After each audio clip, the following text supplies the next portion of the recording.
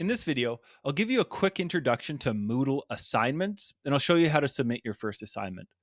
So in front of me, I have the first minor assignment, your personal narrative paragraph.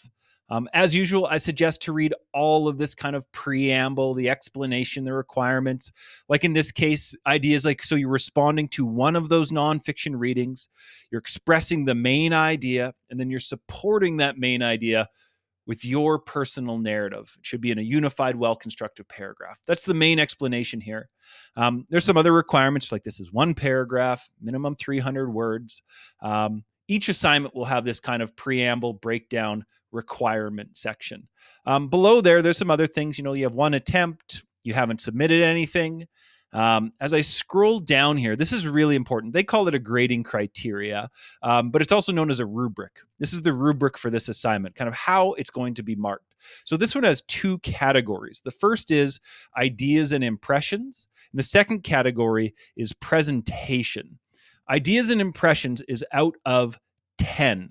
So there's a possible 10 marks, a possibility of 10 marks on ideas and impression, and a possibility of 5 marks on presentation.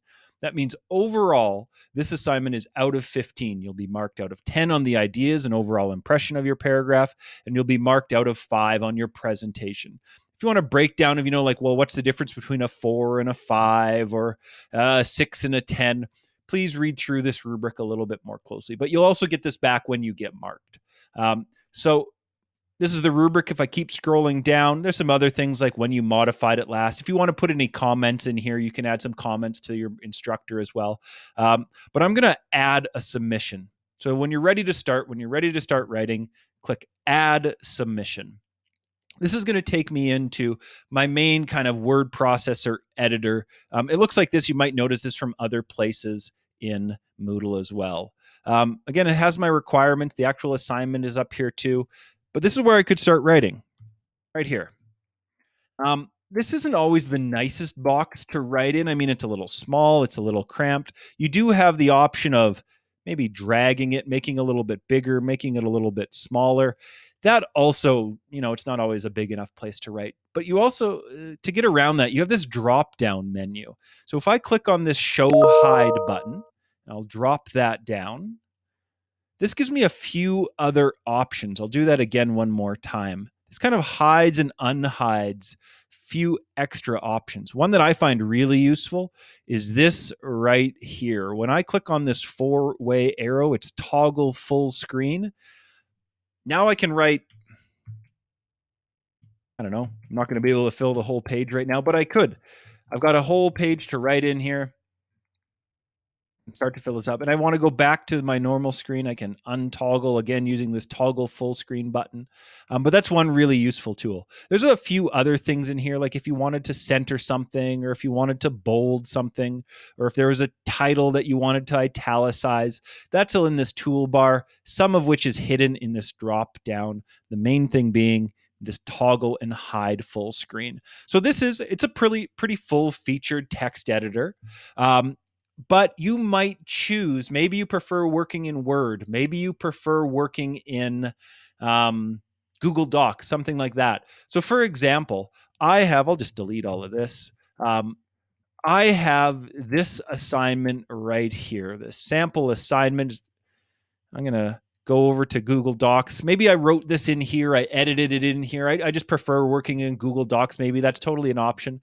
If I copy this, I can bring this in and paste this into Moodle. So I'm not going to send a link to my instructor. I'm not going to send them the Word file. I still submit through here, but I'm going to use, maybe, like I said, maybe you choose to use Google Docs or something as your text editor. But I'm actually going to submit it here in either case. And shoot, maybe I still want to center this possibly, or maybe I want to highlight all of it and make it just a little bit bigger, something like that. Totally up to me.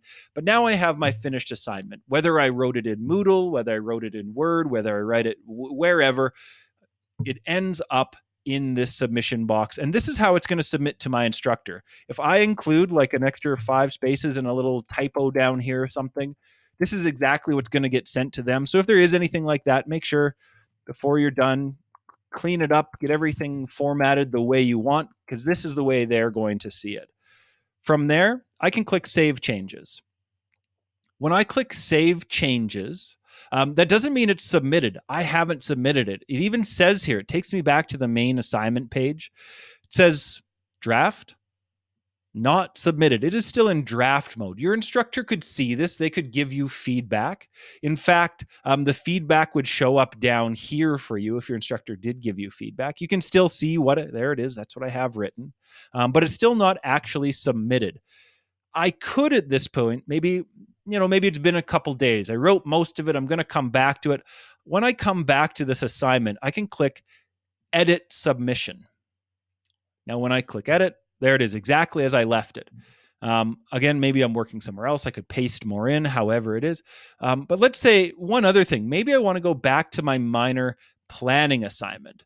When I come to my minor planning assignment here, I can go back and see, oh yeah, just to double check, I had chose to write about a letter from a Vietnamese to an Iraqi refugee. Maybe I wrote my main idea here. I can check that I still use my main idea. I still have that personal example. I included all of my details. I could go through my raft. In either case, I just have another tab open with my minor assignment. So I want to go back and forth, go back to my planning. Planning looks good. Paragraph looks good. I think I'm ready to submit. I'll hit save one more time. It's all saved, but it's still in draft. And this is where I would hit submit. Now, at this point, there's one more question. This is my own work, except where I've acknowledged the use and works of other people. This is one last chance just to say, yes, this is my own work. There's no plagiarism. There are no cheating. These are my words. It's all written in my own language. And the last chance, are you sure you want to submit? I'll click continue.